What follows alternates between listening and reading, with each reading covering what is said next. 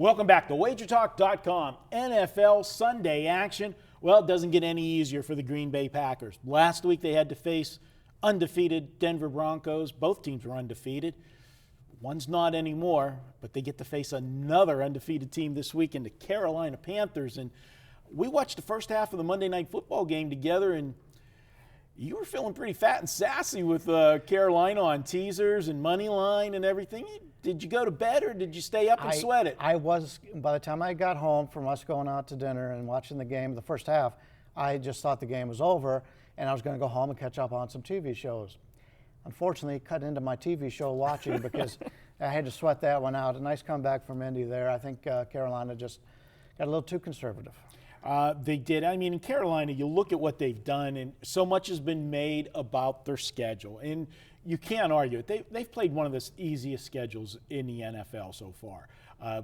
They played a first-place team last week that was first place at 3-4. They haven't played a team with a winning record yet. That changes this week, obviously, with Green Bay.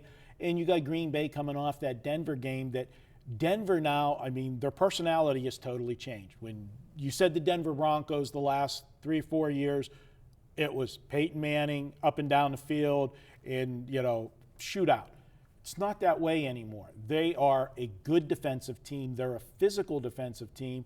And basically they punched the Green Bay Packers right in the mouth last week. They, ran the football at them. Peyton Manning, conservative, they didn't take any high percentage, throws downfield, but when they did, because the running game was working and everything else, they were open. And all of a sudden, he can't throw downfield. I think, they put up the charts. He had passes everywhere last week. They're still ugly. Those passes are still ugly. They're floaters. Well, then that tells you how open the guys were. Well, it definitely does. And the only concern I have about Green Bay is they play terrific at home. On the road, they're not quite the same team.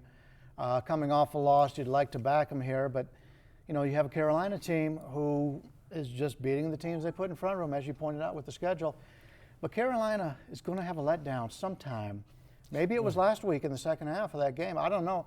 But they've had second half. It was really basically only the fourth quarter. They had a 17-point lead going to the fourth quarter. Yeah, how would you like to have the under in that game going into the fourth quarter? Luckily, I was just quite happy I had Indianapolis and got the cover out of them. There you go. But this Carolina team keeps playing. They played Seattle, and now they're playing the Packers. They play Monday Night Football. They play Sunday Night Football. I'm waiting to go against Carolina one of these days when they have a letdown situation. If they pull off the win here, they're an automatic go against the following week. But I'll tell you, there's some warning signs on Carolina. And what it is their defense is nothing compared to what Green Bay saw last week in Denver. If I'm Green Bay, my game plan, and I know you got Aaron Rodgers in the backfield, maybe the best quarterback in the game right now, one of the top 3. I'm running the football in this game some, because if you look at Carolina, the last 4 games, they've given up 141 yards on the ground, 115, 177, and 136. If Green Bay can establish the running game and get it going, that's only going to open things up that much more for the passing game. And we saw what happened with that passing game with Andrew Luck when they were forced to throw it, the whole fourth quarter. They were moving the football. And let's talk about fatigue. That was they played on Monday night, so they got a short week of, recovery time. They're playing at home. That helps.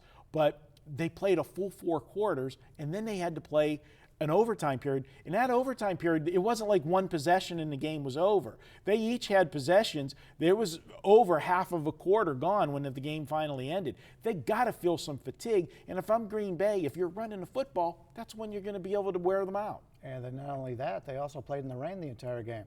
And I don't know about you, but even if you're out there in the rain and it's not raining hard, it still takes a little bit something out of you. That game with Indy scoring the field goal to start the overtime, that's the first game that the team who scored first since these new rules have been put in, they didn't win the game.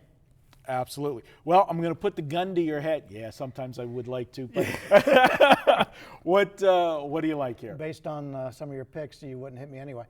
But if Carolina gets to 3 here, I think I got to take Carolina. They've shown nothing to tell me that I shouldn't be taking them here. Green Bay on the road, as I said, they're not the same as they are at home.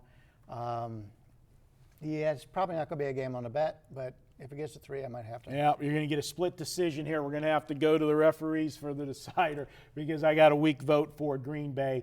I think Green Bay gets the job done. I don't see them losing 2 in a row here. And, we're waiting for this Carolina team to finally have that flat spot. I'll call it Green Bay 27-20. And, guys, remember, every Tuesday at WagerTalk.com, it's $2 Tuesday. We pick one capper, and we offer his best bet for just $2. It's a great way to get yourself introduced to Wager Talk, save yourself a ton of money, and you get a bunch of coupons to use for later in the week as well. Check it out each and every Tuesday, $2 Tuesday at Wager Talk. Be sure to check out all our other videos available at WagerTalk.com right now.